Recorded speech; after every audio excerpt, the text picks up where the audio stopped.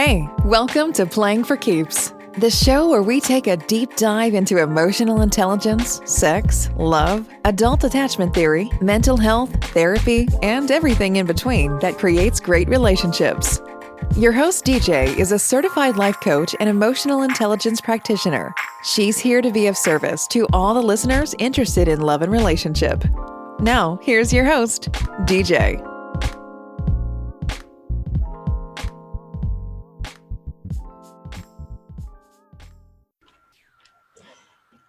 Good morning, everybody. This is DJ with Playing for Keeps. I hope everyone is doing well and staying safe during these trying times. Today, I have Glenda from Panama City, Panama. She is a licensed psychologist and life coach. Her focus as a life coach is to teach women about self-love, self-worth, and anxious attachment and avoidant attachment, and how it all plays a part in how we date. Today, we're going to dig into how anxious attachment and avoidant attachment theory relates to dating. We're also going to talk about feminine and masculine energy and how women with anxious attachment unconsciously digs into their masculine energy to maintain their relationships. Hi, Glenda. How are you today? Good. How are you? I am doing pretty well. Thank you so much for coming on. It's greatly appreciated. I'm very happy to be here with you. Awesome. Well, let's go ahead and dig right into it. So just for the listeners who may not know too much about attachment theory, could you go into detail about what a secure attachment is, what an anxious attachment is, and what an avoidant attachment is? Sure, I would love to do that. Well, basically, attachment theory designates three main attachment styles or manners in which people, perceive or respond to intimacy in romantic relationships. Those are parallel to those found in children. And the three main attachments are the secure attachment, which, according to the statistics, 50% of the population are secure. How do we know if someone is secure? Well, these people are very interesting.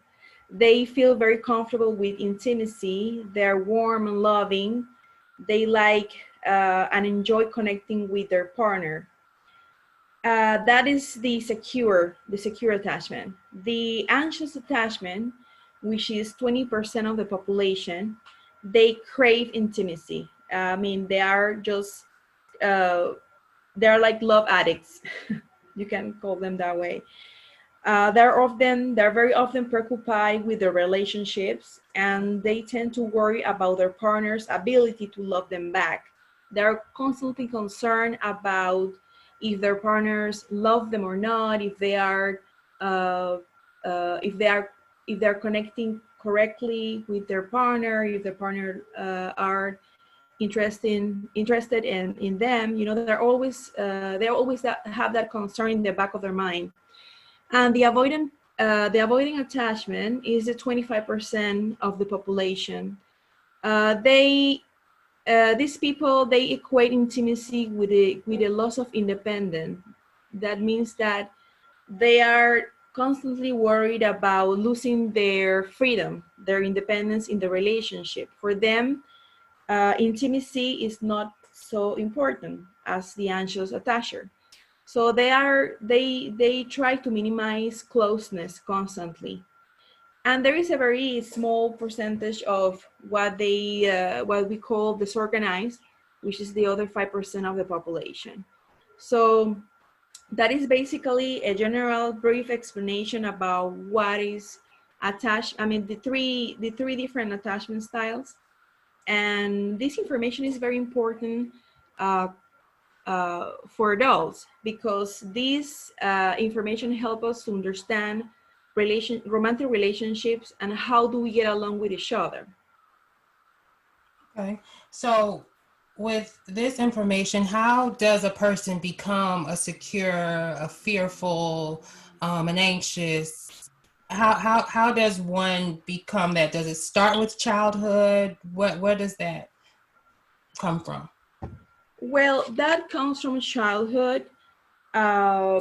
for example, the secure people usually, okay, let me see if I can explain this in a way that our listeners can understand.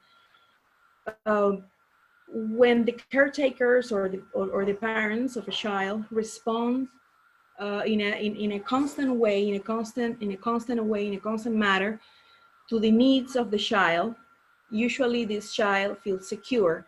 So he is going to become a secure attacher, okay?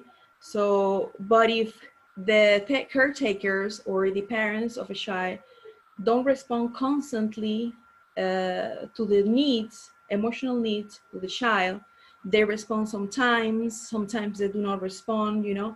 So the child is going to become anxious. He's going to develop an anxious attachment.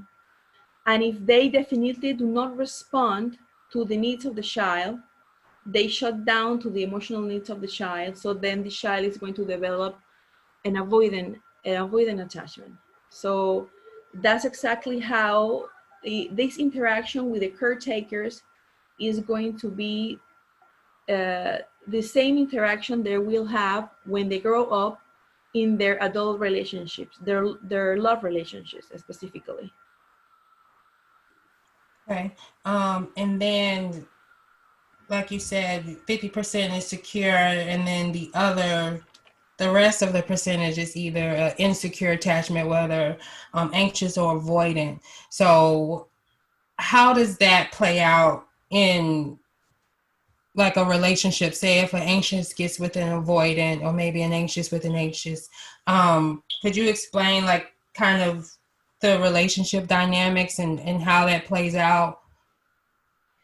Well, the thing that we have to keep in mind is that these attachments differ in the way they do relationships, the way they view intimacy, the way they deal with conflict, their ability to communicate their wishes and needs. So all of these uh, traits or way of thinking or beliefs are going to be different. So the way they're going to work or feel within the relationship is going to be completely different. Usually, an anxious person, in this case, I work with women. Anxious women are going to feel very attracted to avoidance because that's exactly how the dynamic was in childhood. See, it's very familiar for them, the dynamic with an avoidant person. The dynamic with a secure partner or with a secure attacher is not familiar for them. So that's why they're so attracted to avoidance, and vice versa. The avoidance, even though they're for them closeness is not so important, they are very attracted to anxious because it reminds them of the interaction in childhood. So this everything, I mean, what we're talking about here is not something that works conscious. It's not conscious, you know. It is just there in the back of our mind, in our subconscious, but it's working. That's how we're working Right. from that belief. We're working from Right. that exactly. Right. I know I definitely can relate, because I know when I think about me, like as an anxious attachment in my childhood, you know, with my parents, specifically my dad, I didn't get the attention that I felt I needed from him. And as an adult, I tended to lean more towards avoidant partners because I wanted to recreate that dynamic, but I wanted to win that attention, right? So I would Yes. chase after people who didn't really, you know what I'm saying, who kind of gave me that a little bit of attention, but at the same time they pulled away a lot. So just recreating that in the back of my mind and just wanting to recreating that atmosphere subconsciously in the back of my mind, but wanting to kind of win that person's affection, win that person's attention, that the same attention that I wanted as a child that I wasn't able to get.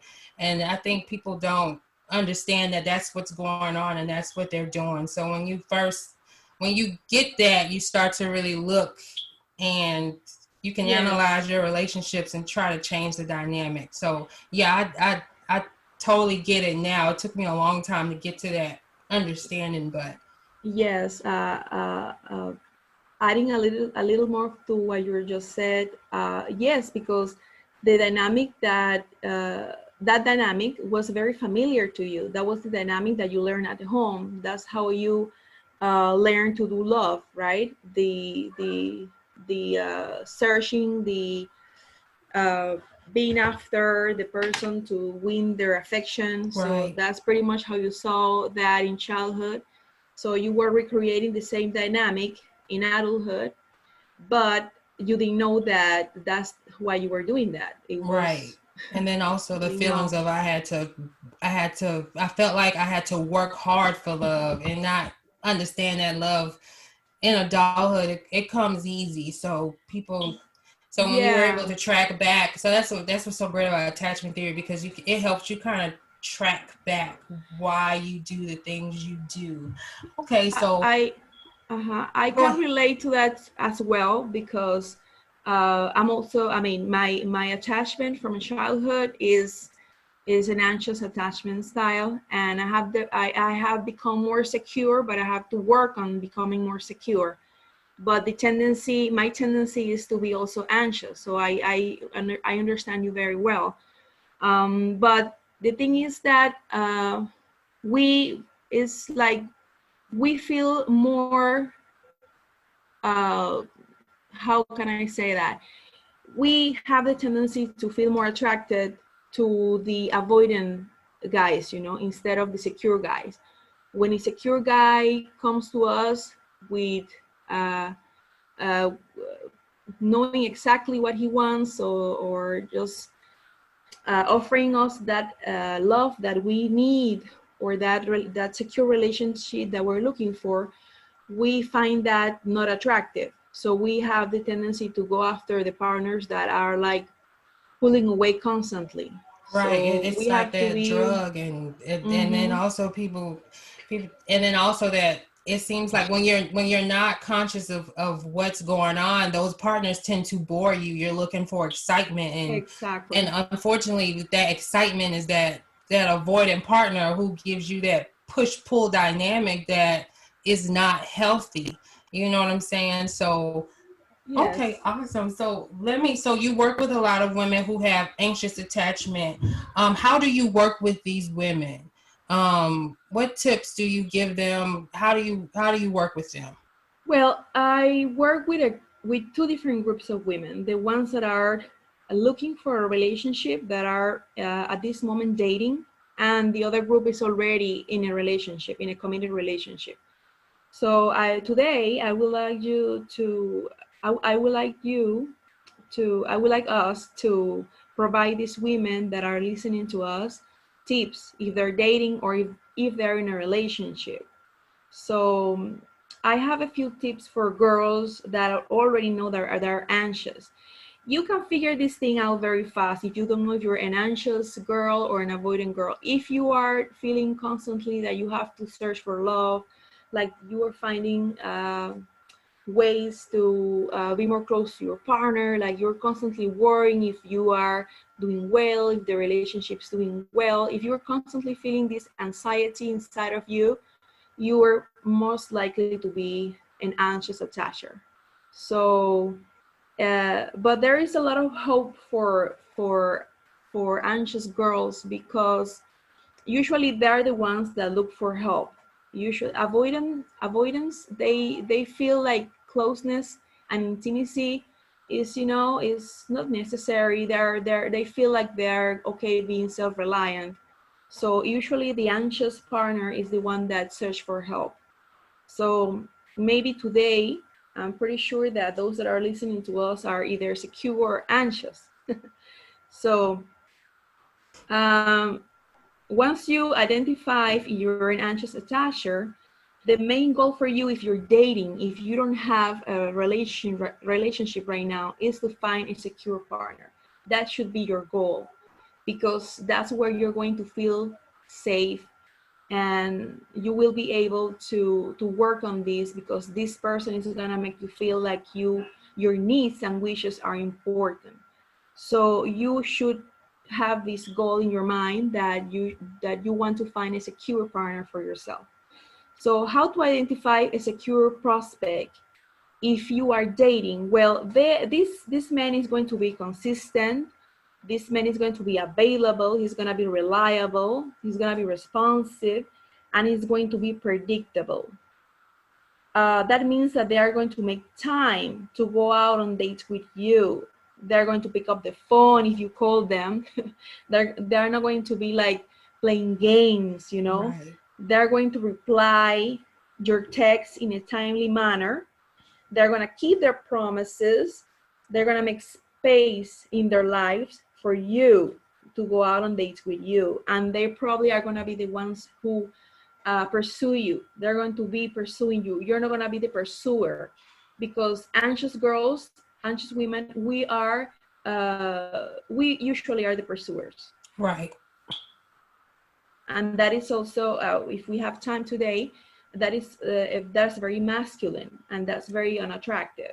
Right. For the opposite sex. So yeah, we definitely have time to go into that and kind of dissect how women tap into their masculine energy to try to maintain relationships. Correct. And to recognize when they're doing it and to try to stop, because like you say, it doesn't serve you as a woman. All it does is just keeps you in that anxious state, and being in an anxious state is not a healthy state. So no, it's not healthy. It's not healthy for your mind. It's not healthy for your body. It's not healthy for your spirit. It's tiring. It gets very, it drains your energy completely. Yeah, totally. It does. And it takes away from things that you need to do and focus on yourself, because you're so preoccupied and focused on the relationship and trying to make it work. It takes a lot away.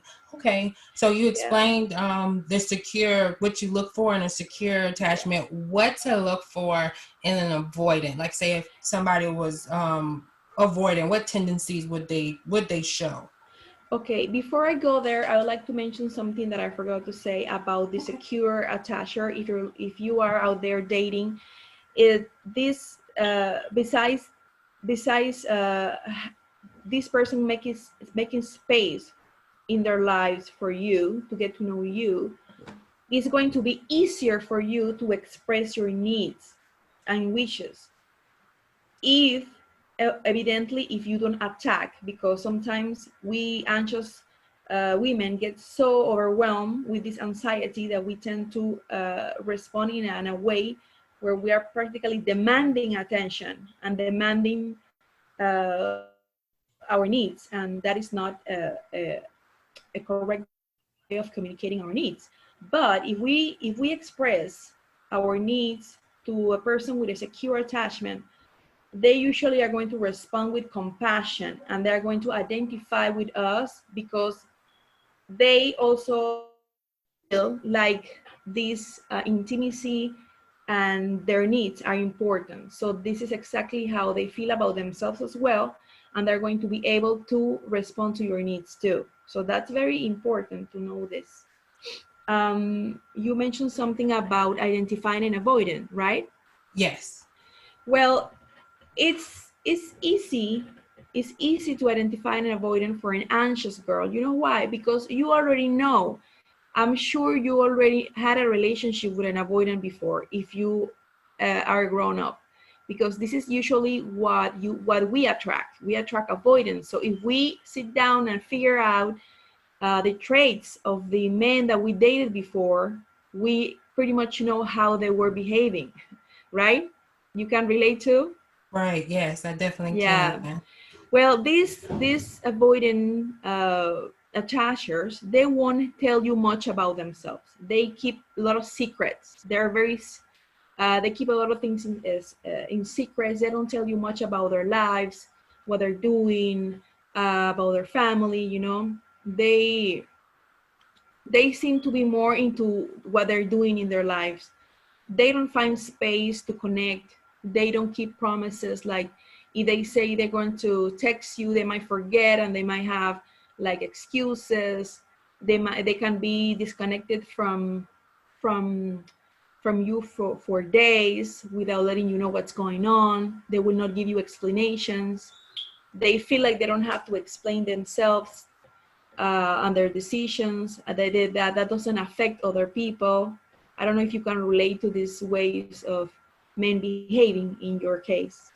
I definitely can. I have a question. So my last relationship, I dealt with a fearful avoidant. And from my research, a fearful avoidant has anxious and avoidant tendencies. So this guy here, in the beginning, he was all the way in, right? So he was making space. He was making space. Communication was good. He gave me enough information to where I was satisfied. I did have to still put a lot of energy into the relationship, but he was responsive. But then after maybe a few months into it, he kind of went cold. And then he was in and out for like maybe a year or so until we just fully stopped talking. What advice would you give to a woman who came to you in a situation like that? Or what red flags should maybe they should look for in a person like that? I know for me, I think in a situation like that, I'd look for if somebody's constantly contacting you, because I think a secure attachment, they're responsive to you, but at the same time, they have their own life. I know this guy here, he was really, in the beginning, he was heavily, heavily, heavily responsive. Would you say that's kind of a toxic trait to look out for, or what advice would you give in a situation like that? Because sometimes women run into men like that as well. Okay.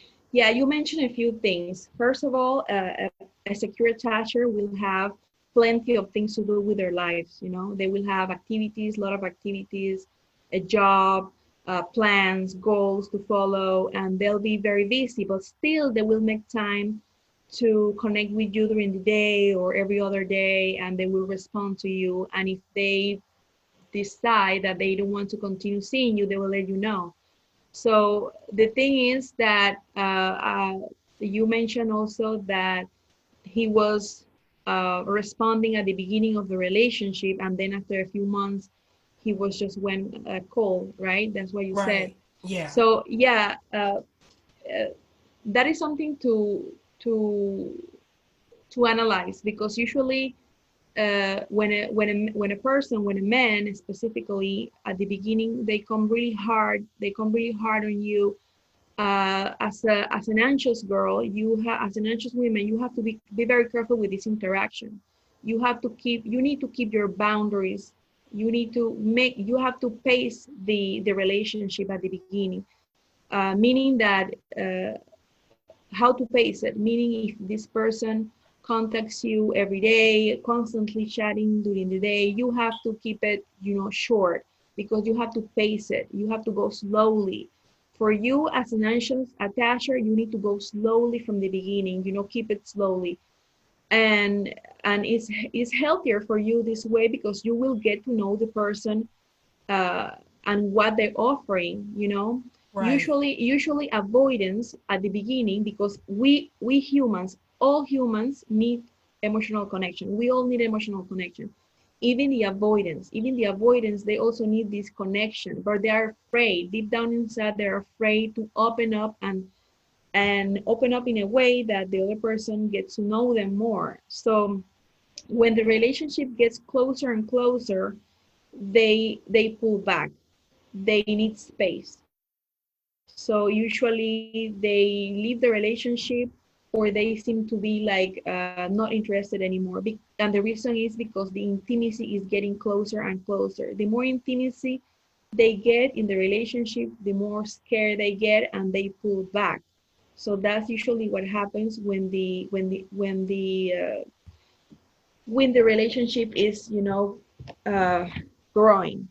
So those are the traits that you should be looking for, because with a secure attacher, if this person is into you, they will let you know. They will call you, they will make plans with you, they will follow up with their promises, they will invite you out, They will keep up with you during the day, and they will let you know if they change plans, if they are going to change the plans.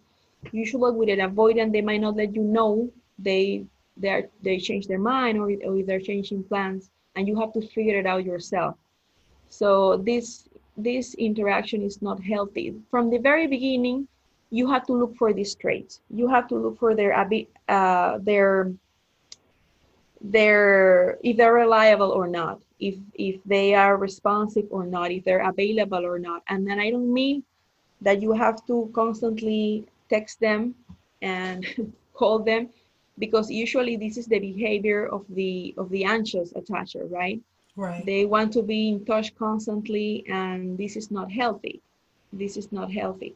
So I have a few tips that I would like to share with the anxious attachers that are listening to us right now, if that is okay with you. Of course. Yeah? Yeah, of course. Okay. Yeah. What I will recommend, if you are an anxious girl, if you're an anxious woman and you are dating, from the very beginning, you have to try to gather information about the prospects, early on in the first few days.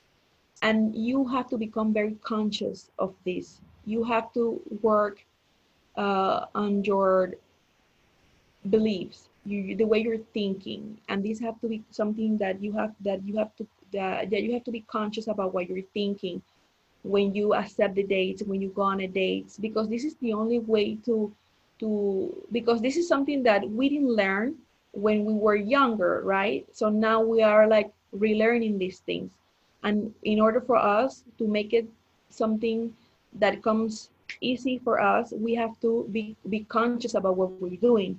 So give it time to build chemistry. Don't look for immediate romantic connection, because for anxious girls, immediately, sometimes when they meet a guy, they right away feel chemistry. They say, oh yeah, I love this guy, this guy is Right. awesome, I like to go out again with him. I mean, just after one day they are making plans. They're saying, yeah, he's into me, I like him, and you don't know that, you don't know this person. So give it time to build chemistry with this person. If you're anxious and you get attached too soon when you're dating, you need to be aware of these things, because you know that this is a pattern, that you have to break this pattern in dating. Don't text a lot right away, because you might be wasting time with someone that is not right for you. And for men, texting is just, it's not what it means for women. For women, we can be very connected emotionally with just texting with a guy. For them, if they don't see you in person, if they don't get to know you face to face, it's hard for them to make an emotional connection. That's how men work. So they're different. Because if you do this in this way, you will avoid getting attached too soon, Very with true. this texting back and forward all day long. So I Very know true. I know girls do this a lot. When they meet a guy, they constantly text during the day It and they get constantly. attached. Right, and then what they do, and something I'm guilty of, it's funny you mention it. I would look back at texts and I would romanticize over these text messages, and Uh, you know what I'm saying, and then build these stories in my head, like what you said, like, oh my God, this is it, and it's not that. Like, I don't know him. So no, that it's funny. It's funny you bring you that up. know, it's very funny that you say that, Dominique, because that is my second tip. Don't save his texts and reread them later. Right. Delete them immediately. Delete them immediately, because we have this tendency to read them and fantasize about what they're writing, and look for words between the words and meanings behind the words and all of these things, and this is not healthy. This is not healthy. We get attached. We get attached, and then we suffer. We get hurt. Yeah. Don't stalk their social media. Live your life. is very important. Don't cancel your plans with your friends, with your family for this guy. Make your boundaries very clear from the very beginning. I'm not saying that you should not go out at all the opposite. You should have a very healthy dating life, meaning that you should not date just one guy at a time. I really recommend to date to have what they call, I don't know if you have heard the term before, but it's some people call it circular dating. Like you can date more than one person at a time. That's how you do it, and that's how men do it too. They just don't date one girl at a time. They get three, four, five because they need to get to know the person and find out which one is the best fit for them. This is what you should do as well. You should date five, six guys at a time and analyze these guys, see what they offer, see how you feel around them, if you can be yourself around these people, and if they're responsive to the way you behave, and if they're responsive to your needs. So that is what I recommend. And I'm not saying that you have to sleep with everyone, Right. Not at all. For an anxious attacher, I recommend not to sleep with a person before you are in a serious serious relationship. relationship. If the guy already offers, or if the guy tells you, I want to be in a committed relationship with you, I think we should stop dating other people, and I just want you to see me, and I want us to be together, then I recommend you to sleep with this person, because we get to get attached deeply with sex. So it's very it's very hurtful when they decide that we are not the right fit for them. They don't feel comfortable with us, and they leave us for another girl, and then we get hurt, and that's something Yeah, that we because have we've to already avoid. like kind of gave everything to them, and like you said, Exactly. they kind of move on. And I think too, like dating dating for marriage is great, but I think like you kind of said, like for the anxious attacher, like when you date multiple people, but go in dating just trying to get to know the person and let the person really get to know you. And then when something really forms seriously and consciously, it's not in your mind where you're creating these stories, and it's in real life, Exactly. then you Yeah. can kind of move into the next phase of maybe thinking of this person in a serious way. But I think people, And another thing that you have to keep in mind, that it's not like you cannot choose. I mean, you have the ability to decide which one is the best man for you, which one is the best fit for you, who is going to be responsive with your emotional needs. It's not like, oh right, yeah, yes, this guy is good. I'm gonna go with him, yeah, because if I don't take this one, I might not find another guy. Oh yeah. right, No, just give yourself time for yourself to be with the person that you decide that is the best fit for you. So right. that's the mentality, that's the right mindset that you need to have when you are looking for a partner, when you are searching for Mr. Right, because there is a Mr. Right out there for each one of us. So we have to keep that in mind. We have to be positive that there is a right fit for us out there, and we should be looking for this person Right, and in I'm the in glad the you in said that. I'm glad yeah. you said that because a lot of people really subconsciously think that, they need to just take what they can get, and that's not true. No, that is not true. Another tip that I have for our anxious daters is, look at the first date as not as a date, just as a way of getting to know another person. You're just getting to know a person that you don't know, and keep it short. Keep it short. Don't go for dinner dates. Just go for coffee dates. Something short, like no more than 1 hour, because we anxious attachers tend to fantasize a lot with these long dates, and then we start getting attached too soon with these long dates. So we should have just coffee dates, short dates at the beginning, just to get to know the other person. And also be aware that you need to look for these traits. If this person is a secure attacher, if he's avoidant, and how you will know, because if they talk about previous relationships, You can figure out what they say, how was their previous relationship, how is their relationship with their mother perhaps, or with their friends, what is more important for them, if connection is important or it's not important. You have to be very your mind has to be very open to receive this information and analyze it. That's how I put it. Right. And another important tip that I have for our anxious attachers, specifically for women, is that before you go on a date, you should have some space and time to connect with yourself. What do I mean about what do I mean? Sometimes we go on dates right after work or right after a very heavy, stressful day. And this energy that we share with the other person when we go on a date right after work is a very masculine energy. It's very heavy. And if we you know take a space or a time to relax and connect with the way we're feeling, with how do we feel about the day we just had, and this person that we're going to meet in a few hours.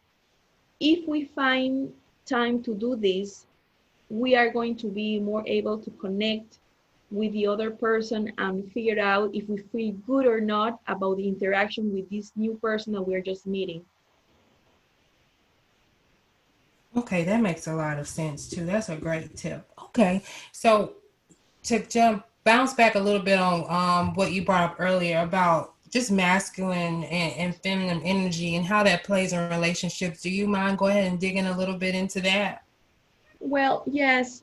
I mean, everyone, men and women, we all have masculine and feminine energy. It's something that it's within all of us.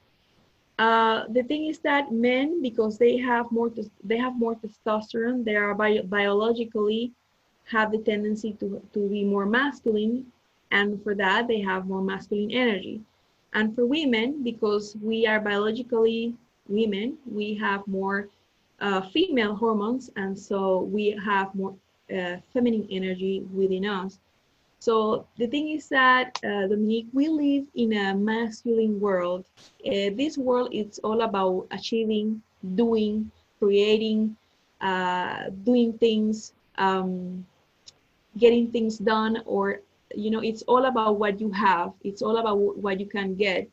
So we have become part of the working world, and that is awesome because now as women, we have the opportunity to have a career, to have our own businesses, to do things and feel good about the things that we pursue. The thing is that when we go into our intimate relationships with this energy that we use in our daily basis to create things in our work area, we do not we do not connect with the opposite sex in the right way, to put it that way. And what we have to be aware here is that we have to be more in tune with our feminine energy. And what is the feminine energy? The feminine energy, it's about receiving. It's about being in our body. It's about being in our emotions. It's about getting to know ourselves so deeply and profoundly that we really love and care about ourselves. So when we specifically, this is beautiful for all women, but for anxious women, this is part of becoming more secure as well, because when you work when you work in your feminine energy, at the same time you're becoming more secure. How is this? Because when you take the time every day to connect with how your body feels, if if something is hurting in my body, how this makes me feel, how am I feeling in this relationship, how do I feel around this person, that I'm getting to know, or maybe these men that I have a relationship with, when you take the time to really be in tune with the way you feel, you are connecting with your feminine energy, and this is very helpful for anxiety. So that's how I put it. So women, going back to the masculine energy, Okay. women have the tendency to do the same thing they do in the uh, let's put it that way, in the working world, the same thing they want to do in the romantic relationships. They want to be the ones to go after the guy, make the calls, go and do the texting, do for the guy. They are the pursuers. They become the pursuers, and this is very masculine. This comes from your masculine energy. So what do I recommend? Just be in your body and lean back. Just receive. Just take it easy and wait to see what this man is going to do or an offer for you. So you should let the man be the pursuer. If you're dating or if you are in a relationship, it works for both, for relationships and also for dating.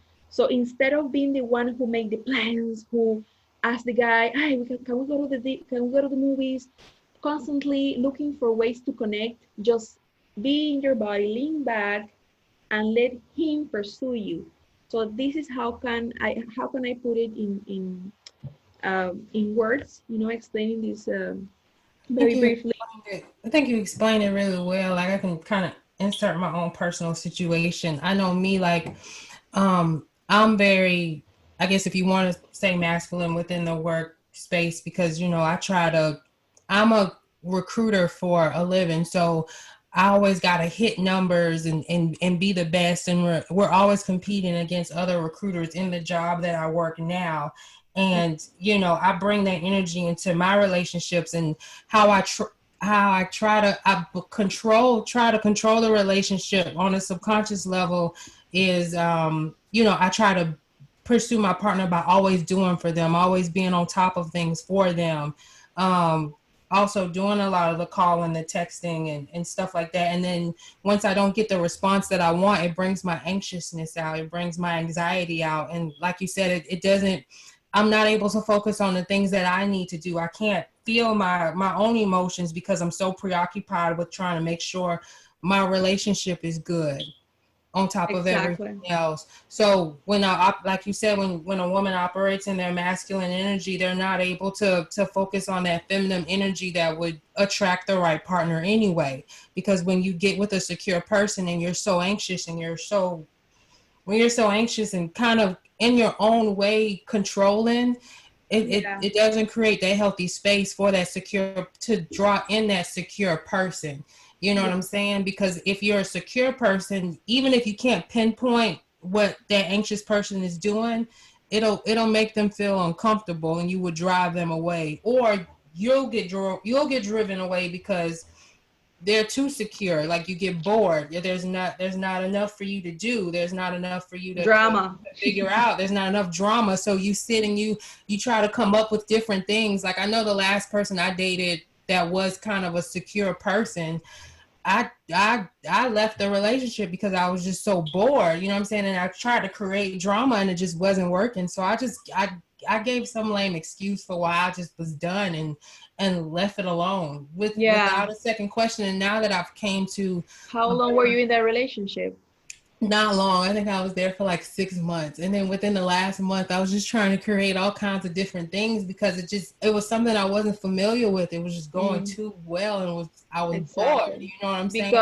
Because chemistry for you is like this sparking drama, right? Right. So you didn't have that with that guy. It was everything was peaceful and everything was. Yeah. He was a reliable guy, so that was not familiar for you. Right, and it's like when it's romantic when you have chaos, and then you can and then you guys end up okay after the chaos, and then it's some type of level of peace, and then something else comes up, but it's that push-pull dynamic that's just, it's not healthy, you know what I'm saying? And for anxious women, even avoidance, it's really to learn to just be okay with just peace. surrender. Yeah, just Yeah. surrender to the situation and go with the flow. Just go with the flow and enjoy the moment, right? Be in the Right. present moment. Being in the present moment is very feminine because you just uh, receive what is coming, and then Right. from there you decide. Right. You And then learn to create, if you need more within your life, learn to create that, for yourself, whether you decide to take on another class or develop another skill, something else where you can try to find different ways to, I guess, not be so bored in a way. Or what yeah the, advice would you give towards that? Like, what advice would you give to a woman who's just used to just drama in their relationship and their, you know what I'm saying? And they're trying to yeah figure out how to get away from that mindset. What would you, once they come to realization that this is what they're doing, what advice would you give to a woman like that? the thing is that uh for anxious women, they have the tendency to put this all. I mean, they have the tendency to put men in pedestals. So their entire world revolves around these guys. So they forget about doing pursuing their own personal goals, going back to the activities that they love, and they forget everything just to be after this relationship, just to pursue this relationship. Right. And you cannot get all the needs, all the emotional needs that you need as a human being, as a woman, from just one individual, from just one person. So you need to connect with other people to also get your emotional needs, uh, uh, to get your emotional needs, like from where, from friends, from family members, from things that you love to do, from your goals and plans, from maybe from a new project, from your work, and maybe from your spiritual practice, from your meditation, from different sources, so that you can be balanced. It's not all about just the man, it's about you and how you feel happy pursuing your life, doing the things that you love. And this is very important to have a balance, and this will definitely help you to connect with your feminine energy. So what I recommend to have a deeply connection with your feminine energy is just to be in your body. And what does that mean, be in your body? Well, take the time during the day to sit down for a few moments and actually feel what you feel. Just feel your body. What are you feeling? Maybe my back is hurting, maybe my leg, something is wrong with my leg. I'm not feeling, it's hurting. And also, how do you feel about different things? If you're sad, allow yourself the space and the time to feel that sadness, because we have the tendency to keep that all inside because we are afraid to feel. So just if you're sad, just allow yourself space to feel that sadness. If you are angry, if you're feeling bored or whatever, if whatever you're feeling, just allow the space to feel that. And the thing is that when we allow ourselves to feel the feelings, those dissipate and we instantly feel better. We feel happier right away. But what we do is we have the tendency to keep all that shuffle inside of us. You know what I mean?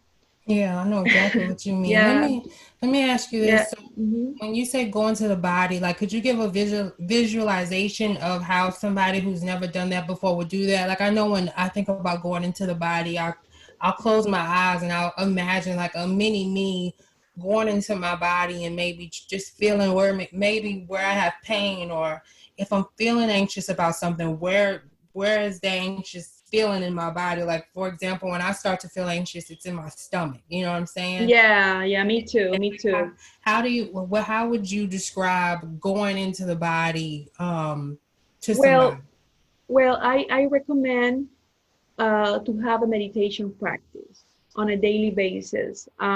It Just keep it for 10 to 10, 15 minutes at the beginning, or 5 minutes will do. And after that, if you want to increase it, that is fine. But during meditation, that the meditation exercises help us to connect with the way we're feeling in our bodies, and the way and also with our thoughts. So this process of meditation is very soothing and very calming, and it helps us to be in this state for the majority of the day. So it's very important, if we want to get more into our body, to have a meditation practice. And also, just like I said before, just give yourself some space during the day. Make like dates with yourself. Like, I'm going to take 5 minutes for my lunch break, or I'm going to wake up a little bit earlier just to close my eyes and feel my eyes. Go close your eyes and visualize in your mind each part of your body, from your head to your toes, and visualize each space in your body, and just go from there, and just allow yourself the space to feel what you're feeling in each part of your body. And we don't do these things. We are very disconnected. The majority, we're disconnected from how we feel most of the time. So Right. yeah, so for women, especially for anxious women, this is very, very helpful, because this is like self-soothing. We are constantly looking for reassurance outside. We are constantly looking for other people to self-soothe us, to help us to soothe or calm our anxiety, to reassure us that everything is fine. But we have to find a way to do this for ourselves, so that we can help our anxiety and become more secure. This is the goal. So when you have these practices, you will learn to self-soothe and to calm yourself, to to be more in tune with your emotions, and manage them better instead of being reactive to the situations. You're responsive. You automatically learn how to behave and respond in situations that don't make you feel too good. So this is we have to find time in our routine to include these activities, if you want to do the inner work. This Right. is something that we have to do. And we also have to find time to do self-care. We need to find the time to do self-care. I recommend to practice at least three things during the day that is for our self-care. Self-care is very important, because we forget about ourselves all day long, because we're so worried about the relationship, and we're thinking about this man the entire day. We're texting this guy, calling, worrying about where he is, if the relationship is fine or not, if he's going to invite us for dinner, whatever it is. So we are not connected with Ourselves. us. Right. So we need to practice more self-care. You have to maybe, I don't know, whatever makes you feel good. It's self-care. Just paint your nails, go and get a massage, or take long baths, long showers, comb your hair. I don't know, whatever makes you feel good. Rub some nice oils in your body. Just uh, take that time to take care of you, Right. to love you, to be into you. So this is the goal. Right. Awesome. Awesome. Thank you for all of your information, your tips. I believe this is going to be great information for the listeners out there. This is all the time that we have for today. Could you tell the listeners where they could find you? Well, like you mentioned at the beginning of this podcast, I live and work from Panama, from Latin America. I usually work with Latin ladies, but like we spoke before, I think I need to share this information with all the girls Definitely. that need the help. So I'm open to work with other nationalities as well. So you can find me either on Facebook. I have a page on Facebook, which is Coach Glenda, and my last name is Prias, Prias. Coach Glenda Prias, or you can also email me. My email is coachglenpanama@gmail.com. So I'll be more than happy to help you if you are if you're dating, or if you're in a relationship where you are deeply insecure, and also I work with women that are in relationships with avoidant men, how to take the relationship to a different level. Because when you are in a marriage or in a relationship with an avoidant partner, the dynamic is different. So this is what I offer. So I'm open to I'm open. Awesome. This information will also be in the show notes for anybody who is interested in reaching out to Glenda. Thank you again, Glenda, for coming on. Thank you to all of the listeners who tuned in today, and I hope you guys have a wonderful day. Thank you. Bye-bye. Thank you for tuning in to today's show. If you liked this podcast, please download and subscribe. If there's anything you would like to talk about in regards to relationships, or would like to be a guest on the show to speak on relationships or get advice, you can always connect via social media at Playing for Keeps, or email DJ at info@p4kdating.com. Thank you for tuning in, and bye for now.